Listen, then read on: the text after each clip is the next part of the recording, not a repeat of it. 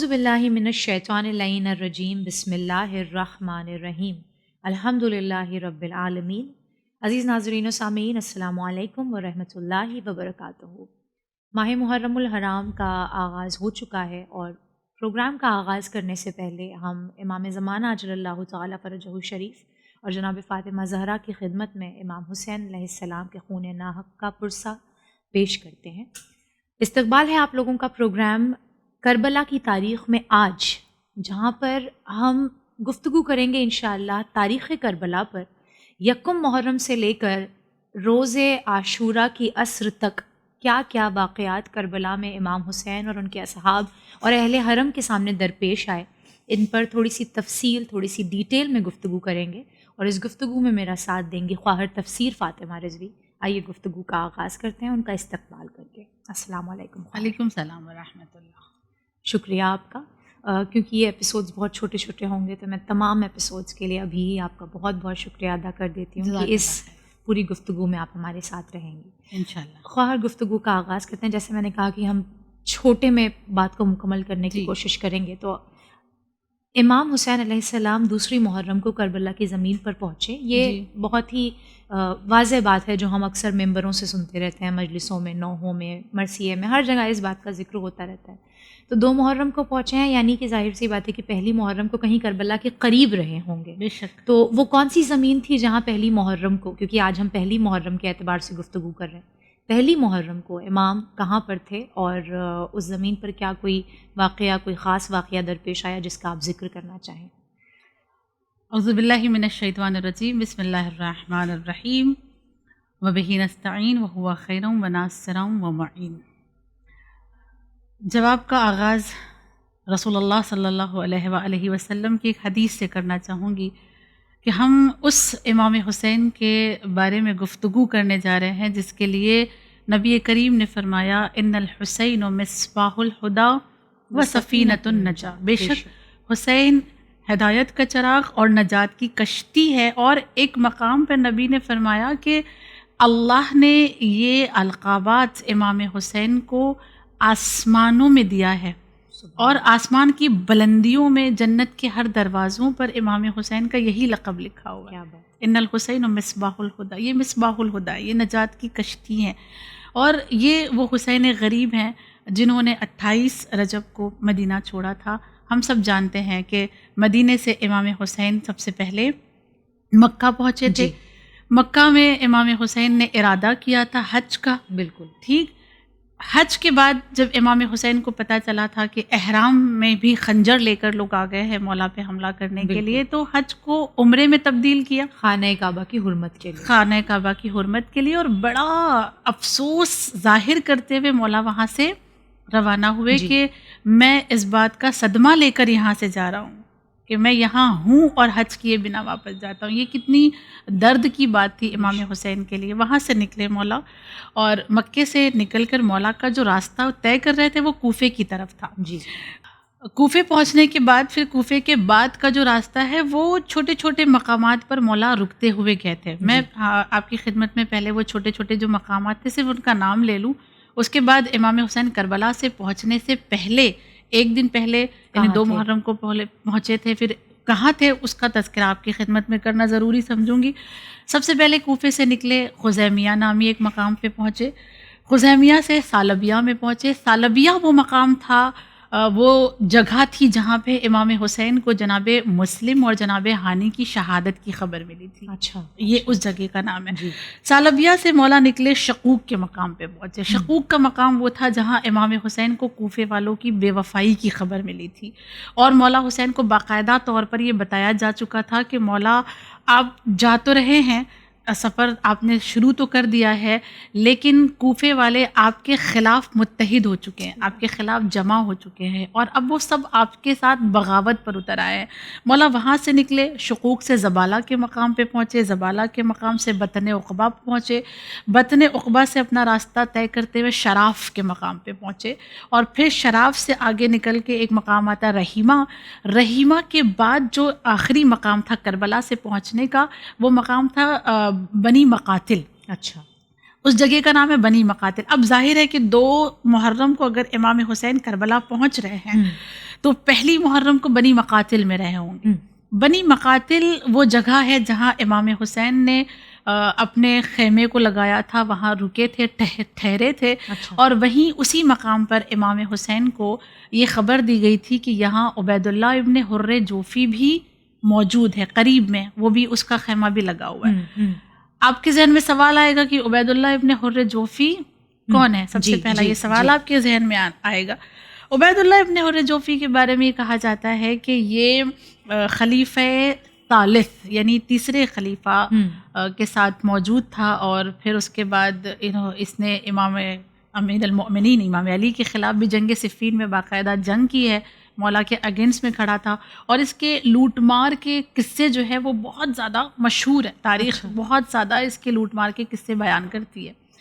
اچھا, امام حسین جانتے ہیں کہ عبید اللہ ابن حر جوفی کون ہے, اس کا اصل چہرہ پہچانتے ہیں جی. لیکن بنی مقاتل کے مقام پہ جب مولا کو پتہ چلا کہ وہ وہاں پہ موجود ہے تو مولا نے پہلے اپنے غلام کو بھیجا. اچھا. اور بھیجنے کے بعد مولا نے اس کو پیغام پہنچوایا کہ کیا تو میری طرف آنا چاہتا ہے.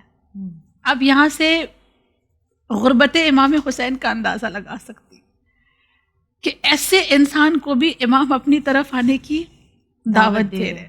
بہرحال امام کا وہ غلام پہنچا اور اس نے ایک بہت خوبصورت جملہ کہا.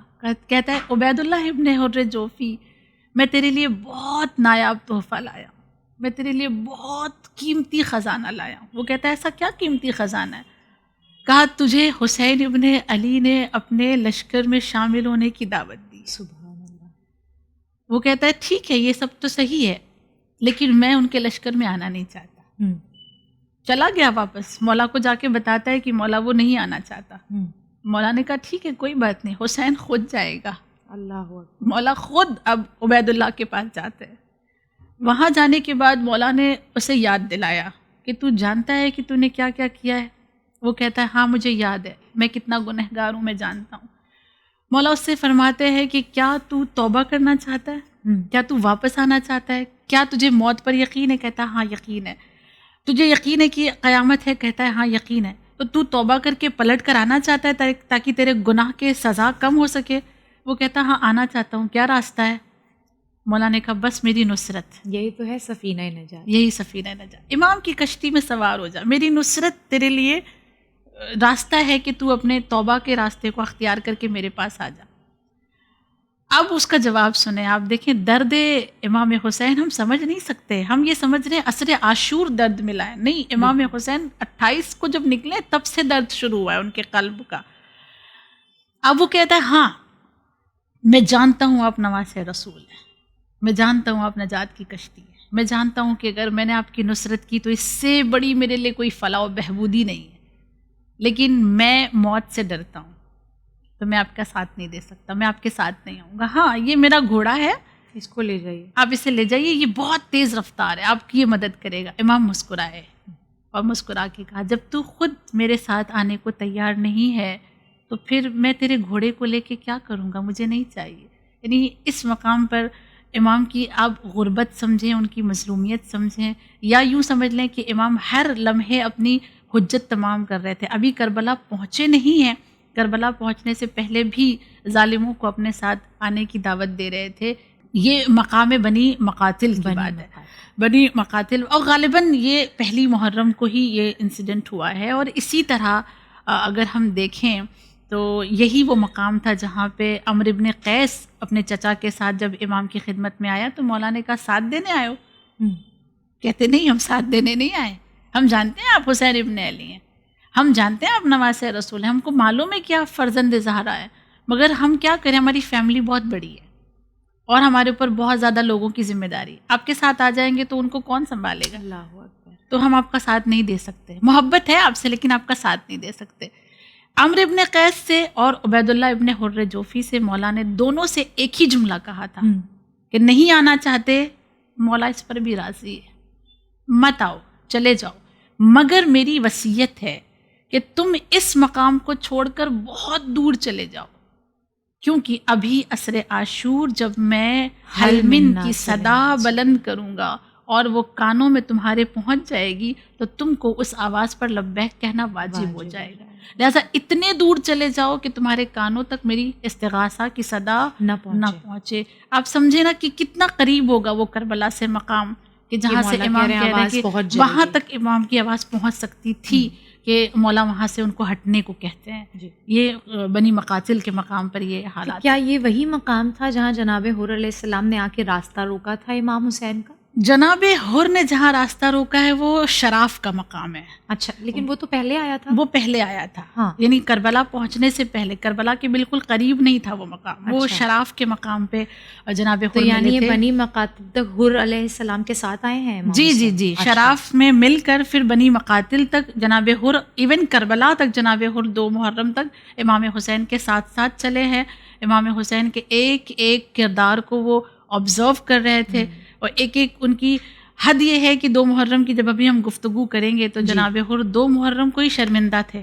تو انشاءاللہ اس پہ ہم آپ کے سامنے پیش کریں گے ان کے کیسے حالات ہو گئے تھے. بہرحال یہ شراف کا مقام تھا جہاں امام حسین کو حضرت حر کے لشکر نے روکا تھا، اور پھر وہیں اسی مقام پہ بہت ساری باتیں جو امام پانی لے کر آئے تھے، ان کے گھوڑوں کو پلایا، ان کے لشکر کو پلایا. اسی میں سے جو ایک انسان اور بھی تھا جس کو مولا نے اپنے ہاتھوں سے سیراب کیا تھا، جو کہتا تھا کہ میں ایسے جان بلب ہو گیا تھا کہ ایسا لگ رہا تھا کہ میں مر جاؤں گا. تو میں نے خود دیکھا کہ فرزند زہرا نے میری پیاس کو محسوس کر کے مجھے اپنے ہاتھوں سے سیراب کیا تھا. وہ شراف کا مقام تھا. یعنی کہ حر نے کتنی ذی الحجہ کو روکا تھا امام حسین علیہ السلام کا راستہ؟ تاریخ نے ایک پرٹیکولر ڈیٹ نہیں بتائی ہے، لیکن یہ ہے کہ وہ پہلی محرم تو نہیں تھی، وہ ذی الحج کا ہی مہینہ تھا. 27 رہی ہو 28، یعنی ماہ ذی الحج میں ہی امام حسین کا راستہ روک کے ان کو کربلا کی جانب لے جایا جا رہا تھا. خیر، جہاں یہ تمام صدمات پیش آ رہے تھے کہ مولا دشمنوں کو بھی اپنی جانب بلا رہے تھے کہ آؤ میری نصرت کے لیے فلاح پا جاؤ، اور جیسا آپ نے کہا کہ یہ مظلومیت تھی امام کی کہ مولا ہر کسی کو اپنی طرف اپنی نصرت کے لیے بلا رہے تھے. تو جہاں اتنے صدمات مل رہے تھے کہ لوگ نہیں آ رہے تھے جو ساتھ تھے، شاید ان میں سے بھی کچھ چھوڑ کر جا رہے تھے، ان تمام مشکلات میں، ان تمام غم و اندوہ کے درمیان کیا کوئی ایسا بھی واقعہ تھا جو مولا کے دل کو کوئی خوشی، کوئی سرور پہنچا رہا تھا؟ دیکھیں، جہاں چھوڑ کر جانے والے تھے وہاں عباس علمدار جیسے جانثار بھی تھے، بہت عمدہ. وہاں علی اکبر جیسے قربان ہونے والے بیٹے بھی تھے امام حسین کے ساتھ. ایسے ایسے انصار کربلا کی سرزمین پر امام حسین کے ساتھ موجود تھے کہ چہرہ امام حسین کا جب اترا ہوا دیکھ لیتے تھے نا تو وہ فوراً امام کے قریب آ جاتے تھے. کسی طرح سے ان کے چہرے کا جو غم ہے اسے غم کو ہی ایٹ لیسٹ کم کر دیں. یہی وہ مقام تھا بنی مقاتل کا. جب یہاں سے نکلنے لگے رات کی تاریکی میں مولا، تو مولا نے پانی بھرنے کا حکم دیا، مشکیزہ بھرو، اور سب کو کہا کہ اب آگے کی منزل طے کرنی ہے. اور مولا مسلسل ایک ہی جملہ زبان پہ جاری کیے ہوئے تھے، انا للہ و انا الیہ راجعون. امام حسین کے زبان مبارک سے اس جملے کا بار بار نکلنا علی اکبر سے برداشت نہ ہوا. چاہنے والا بیٹا قریب آیا، اور آنے کے بعد امام حسین سے پوچھتے ہیں مولا علی اکبر، بابا یہ جو بار بار آپ انا للہ پڑھ رہے ہیں اس کی کوئی خاص وجہ ہے؟ امام حسین نے عرض کیا، میرے لال رات کی تاریکی ہے، تھوڑی دیر کے لیے مجھے نیند لگی تھی. میں جب سویا ہوں تو عالم خواب میں نے دیکھا کہ سارا منظر جو ہے کربلا کا بیان کیا. میں نے دیکھا میں تنہا ہوں اور مجھے اس طرح سے میری موت کی خبر مجھے دی جا رہی ہے. میرے لال تمہاری شہادت کی خبر دی گئی، مجھے عباس کی شہادت کی خبر دی گئی. اس موقع پر جناب علی اکبر نے ایک سوال پوچھا، بابا یہ جب ہوگا، جب آپ شہید ہوں گے، جب میں شہید ہوں گا، جب چچا شہید ہوں گے، تو کیا اس موقع پر ہم حق پر ہوں گے؟ اللہ اکبر. جناب علی اکبر نے سوال کیا. امام حسین نے کہا، میرے لال ہم حق پر، بے شک.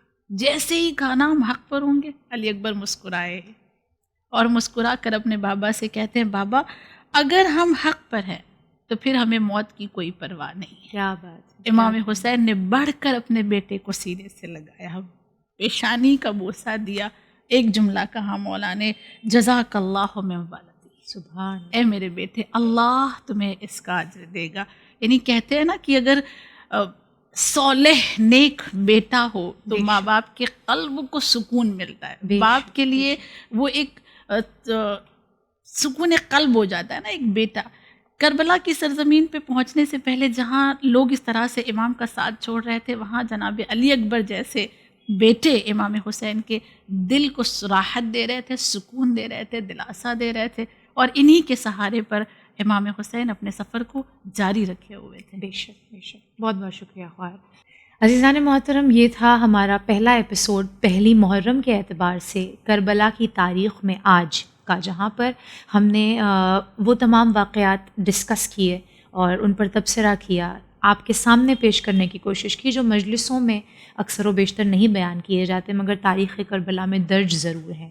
انشاءاللہ دوسری محرم کو کیا واقعات پیش آئے، کس طریقے سے امام حسین کا قافلہ اپنی شہادت کے قریب بڑھ رہا تھا، اس کی گفتگو کریں گے اگلے ایپیسوڈ میں. آپ کو جڑنا ہوگا ہمارے ساتھ چینل ون پر. تب تک کے لیے دیکھتے رہیے چینل ون. فی امان اللہ.